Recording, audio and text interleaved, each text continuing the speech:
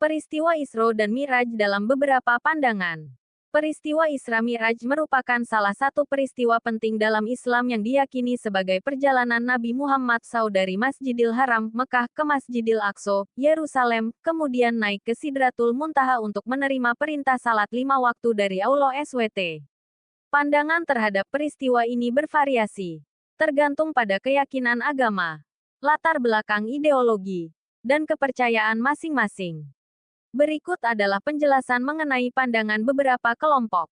1. Pandangan ulama Islam. Ulama ahli sunnah wal jamaah. Para ulama sepakat bahwa Isra Mi'raj adalah peristiwa nyata yang terjadi pada jasad dan ruh Nabi Muhammad SAW. Hal ini didasarkan pada dalil Al-Quran. Maha Suci Allah, yang telah memperjalankan hambanya pada suatu malam dari Masjidil Haram ke Masjidil Aqsa yang telah kami berkahi sekelilingnya agar kami perlihatkan kepadanya sebagian tanda-tanda kebesaran kami. Sesungguhnya Dia Maha Mendengar lagi Maha Melihat. Quran Surat Al-Isra, ayat 1. Ulama juga mengacu pada banyak hadis sahih yang menjelaskan detail perjalanan ini. Peristiwa ini dijadikan bukti kebesaran Allah dan keutamaan Nabi Muhammad SAW sebagai utusannya. Ulama rasionalis Mu'tazilah dan lainnya. Sebagian ulama dari kalangan Mu'tazilah dan pemikir rasional menganggap bahwa Isra Mi'raj terjadi secara ruhaniah, spiritual, saja, bukan secara fisik. Namun pandangan ini tidak populer di kalangan mayoritas umat Islam. 2. Pandangan tokoh nasionalis. Tokoh nasionalis yang beragama Islam, seperti Soekarno, Hatta, dan lainnya, umumnya melihat Isra Mi'raj sebagai bagian dari keyakinan agama yang penting untuk membangun moralitas umat. Mereka lebih menekankan pesan moral dan spiritual dari peristiwa tersebut, seperti urgensi salat dan kedisiplinan dalam menjalankan agama. Tokoh nasionalis non-Muslim, pada umumnya menghormati kepercayaan ini sebagai bagian dari budaya dan tradisi masyarakat Muslim di Indonesia. 3. Pandangan orang Nasrani. Kalangan Kristen tradisional. Sebagian besar umat Nasrani melihat Isra Mi'raj sebagai bagian dari doktrin Islam yang tidak berkaitan dengan kepercayaan mereka. Dalam perspektif mereka, keyakinan ini dihormati sebagai bagian dari iman umat Muslim, tetapi tidak diakui dalam ajaran Kristen. Teolog Kristen liberal, mereka cenderung memandang Isra Mi'raj sebagai mitos religius yang dimaksudkan untuk menyampaikan nilai-nilai spiritual kepada para pengikutnya. 4. Pandangan Majusi. Dalam tradisi Majusi, Zoroastrianisme, tidak ada konsep tentang Isra Mi'raj.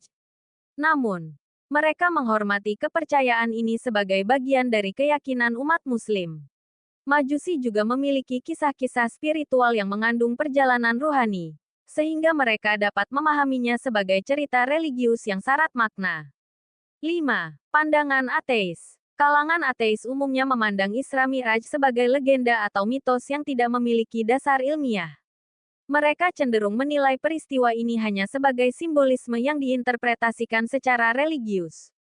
Dalil-dalil tentang Isra Mi'raj. Dalil Al-Quran. Isra, Maha Suci Allah, yang telah memperjalankan hambanya pada suatu malam dari Masjidil Haram ke Masjidil Aqsa. Quran Surat Al-Isra, ayat 1. Qs. Al-Isra ayat 1. Subhanallazi asra bi abdihi lailam minal masjidil harami ilal masjidil aqsal lazi barakna haulahu linuriyahu min ayatina.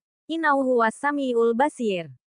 Maha Suci Allah, yang telah memperjalankan hambanya, Muhammad, pada malam hari dari Masjidil Haram ke Masjidil Aqsa yang telah kami berkahi sekelilingnya agar kami perlihatkan kepadanya sebagian tanda-tanda kebesaran kami. Sesungguhnya Dia Maha Mendengar, Maha Melihat.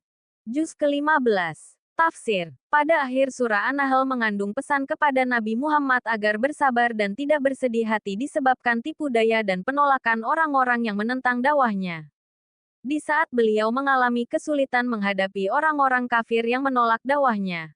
Ayat pertama dari surah ini menyatakan bahwa beliau mempunyai kedudukan yang mulia di sisi Allah, di mana Allah memperjalankannya dari Masjidil Haram ke Masjidil Aqsa dan memperlihatkan kepadanya tanda-tanda kekuasaan dan kebesarannya.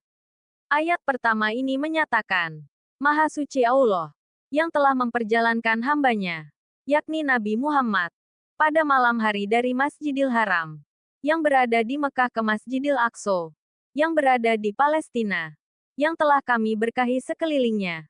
Dengan tanahnya yang subur yang menghasilkan aneka tanaman dan buah-buahan serta menjadi tempat turunnya para nabi. Agar kami perlihatkan kepadanya dengan mata kepala atau mata hati sebagian dari tanda-tanda kebesaran dan kekuasaan kami. Sesungguhnya Dia, yaitu Allah adalah Maha mendengar perkataan hambanya. Maha mengetahui tingkah laku dan perbuatannya.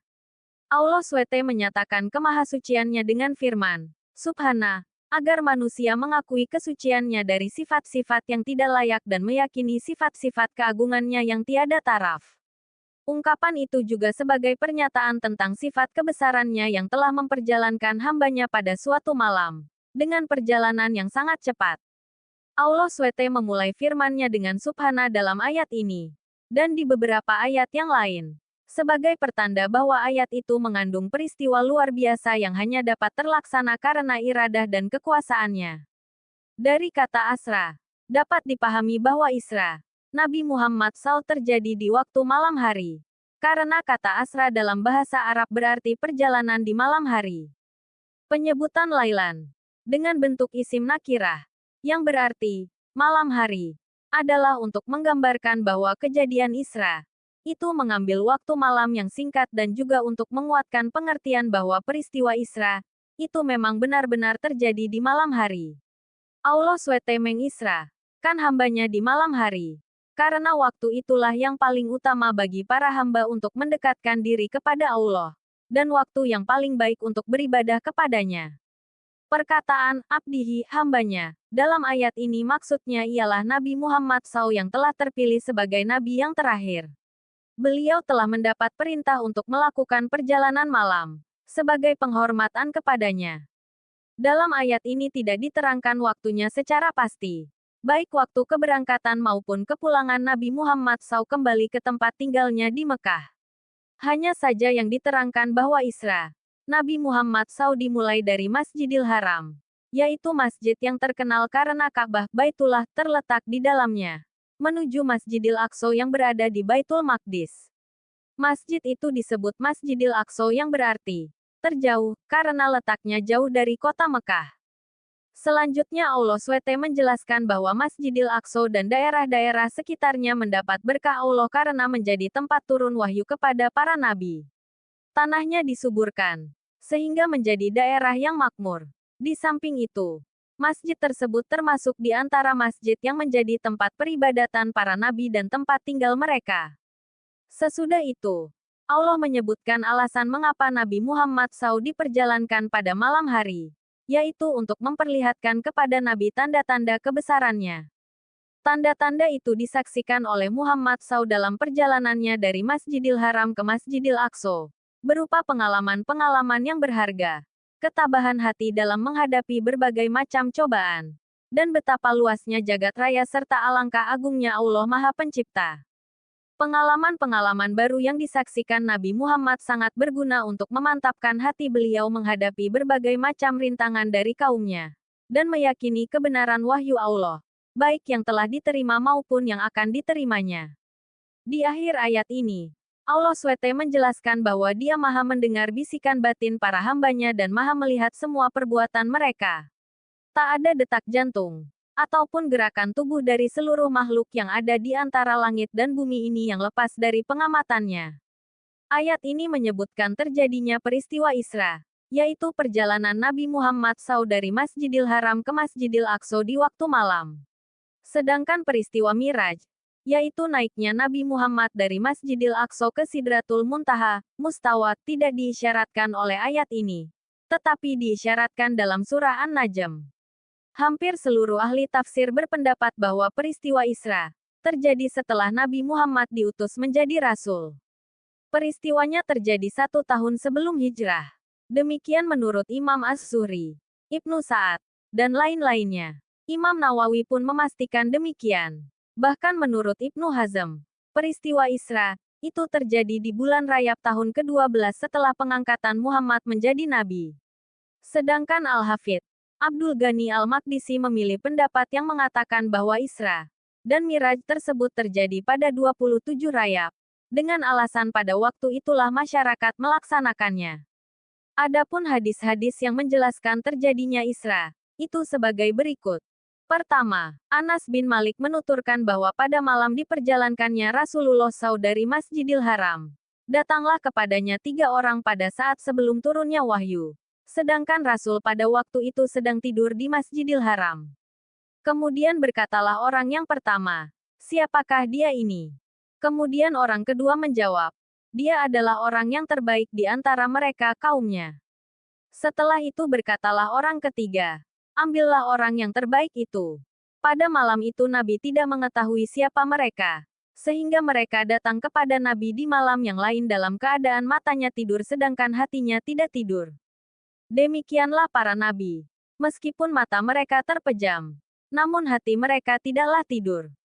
Sesudah itu rombongan tadi tidak berbicara sedikit pun kepada Nabi hingga mereka membawa Nabi dan meletakkannya di sekitar sumur Zam-Zam. Di antara mereka ada Jibril yang menguasai diri Nabi. Lalu Jibril membelah bagian tubuh, antara leher sampai ke hatinya, sehingga kosonglah dadanya.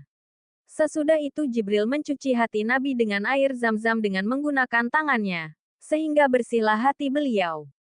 Kemudian Jibril membawa bejana dari emas yang berisi iman dan hikmah. Kemudian dituangkanlah isi bejana itu memenuhi dada beliau dan urat-urat tenggorokannya lalu ditutupnya kembali. Riwayat Al-Bukhari. Kedua, bahwa Nabi SAW bersabda, "Tiba-tiba datang kepadaku seseorang, Jibril. Kemudian ia membedah dan mengeluarkan hatiku. Setelah itu dibawalah kepadaku bejana yang terbuat dari emas yang penuh dengan iman. Lalu ia mencuci hatiku. Setelah itu menuangkan isi bejana itu kepadaku. Kemudian hatiku dikembalikannya seperti sedia kala." Riwayat Al-Bukhari dari Sa'sa'ah. Ketiga, bahwa Rasulullah SAW bersabda, "Didatangkan kepadaku burak, yaitu binatang putih lebih besar dari himar, dan lebih kecil dari bigal. Ia melangkahkan kakinya sejauh pandangan mata. Kemudian saya mengendarainya. Lalu ia membawaku sehingga sampai ke Baitul Maqdis. Kemudian saya mengikatnya pada tempat para nabi mengikatkan kendaraannya. Kemudian saya salat 2 rakaat di dalamnya. Lalu saya keluar. Kemudian Jibril membawa kepadaku sebuah bejana yang berisi minuman keras khamar, dan sebuah lagi berisi susu. Lalu saya pilih yang berisi susu. Lantas Jibril berkata, 'Engkau telah memilih fitrah sebagai pilihan yang benar.'" Riwayat Ahmad dari Anas bin Malik. Dari hadis-hadis tersebut, dapat disimpulkan bahwa Nabi Muhammad diperjalankan pada malam hari dari Masjidil Haram ke Masjidil Aqsa atas izin Allah di bawah bimbingan malaikat Jibril. Sebelum Nabi Muhammad SAW diperjalankan pada malam itu, hatinya diisi iman dan hikmah, agar beliau tahan menghadapi segala macam cobaan dan tabah dalam melaksanakan perintahnya. Perjalanan itu dilakukan dengan mengendarai burak yang mempunyai kecepatan luar biasa sehingga Isra dan Miraj hanya memerlukan waktu kurang dari 1 malam. Dalam ayat ini tidak dijelaskan secara terperinci, apakah Nabi SAW Isra dengan roh dan jasadnya, ataukah rohnya saja. Itulah sebabnya para mufasir berbeda pendapat mengenai hal tersebut. Mayoritas mereka berpendapat bahwa Isra dilakukan dengan roh dan jasad dalam keadaan sadar, bukan dalam keadaan tidur. Mereka itu mengajukan beberapa alasan untuk menguatkan pendapatnya di antaranya. A. Kata Subhana menunjukkan adanya peristiwa yang hebat. Jika Nabi diisra-kan dalam keadaan tidur, tidak perlu diungkapkan dengan menggunakan ayat yang didahului dengan tasbih. B. Andai kata Isra itu dilakukan dalam keadaan tidur, tentulah orang Quraisy tidak dengan serta-merta mendustakannya. Banyaknya orang Muslim yang murtad kembali karena peristiwa Isra, menunjukkan bahwa peristiwa itu bukanlah hal yang biasa. Kata-kata Ummu Hani yang melarang Nabi menceritakan kepada siapapun pengalaman-pengalaman yang dialami ketika Isra, agar mereka tidak menganggap Nabi SAW berdusta, juga menguatkan bahwa Isra itu dilakukan Nabi dengan roh dan jasadnya. Peristiwa ini yang menyebabkan Abu Bakar diberi gelar As-Siddiq karena dia membenarkan Nabi dengan cepat dan tanpa ragu berisra dengan roh dan jasadnya, sedangkan orang-orang lain berat menerimanya. C. Firman Allah yang menggunakan bi'abdihi menunjukkan bahwa Nabi Isra dengan roh dan jasad karena kata seorang hamba mengacu pada kesatuan jasad dan roh. Perkataan Ibnu Abbas bahwa orang-orang Arab menggunakan kata ru'ya dalam arti penglihatan mata maka kata ru'ya yang tersebut dalam firman Allah berikut ini mesti dipahami sebagai penglihatan dengan mata. Dan kami tidak menjadikan mimpi yang telah kami perlihatkan kepadamu, melainkan sebagai ujian bagi manusia. Al-Isra 17:60. Yang diperlihatkan kepada Nabi waktu Isra dan Miraj adalah penglihatan mata yang mungkin terjadi karena kecepatan yang serupa telah dibuktikan oleh manusia dengan teknologi modern. Beberapa mufasir yang lain berpendapat bahwa Isra dilakukan Nabi dengan rohnya saja. Mereka ini menguatkan pendapatnya dengan perkataan Muawiyah bin Abi Sufyan ketika ditanya tentang Isra Nabi Muhammad SAW. Beliau menjawab, Isra Nabi itu adalah mimpi yang benar yang datangnya dari Allah. Pendapat yang mengatakan bahwa Isra hanya dilakukan dengan roh saja lemah, karena sanad hadis yang dijadikan hujah atau pegangan tidak jelas. Sumber, kemenak.go.id. Miraj Tafsir Surah An-Najm.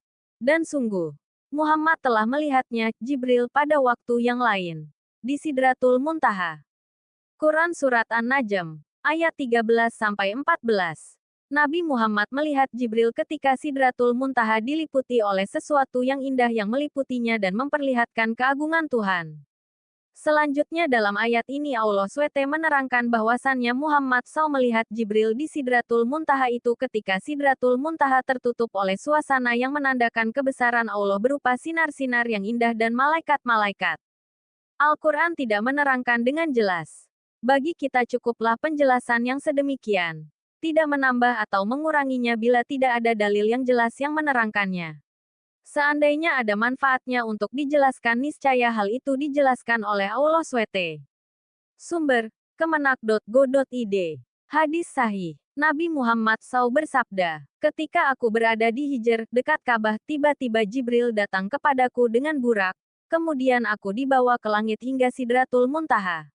Hadis riwayat Bukhari dan Muslim. Perbedaan pandangan ini wajar mengingat latar belakang keyakinan yang berbeda. Bagi umat Islam, peristiwa Isra Miraj adalah salah satu bukti kebesaran Allah dan keimanan kepadanya.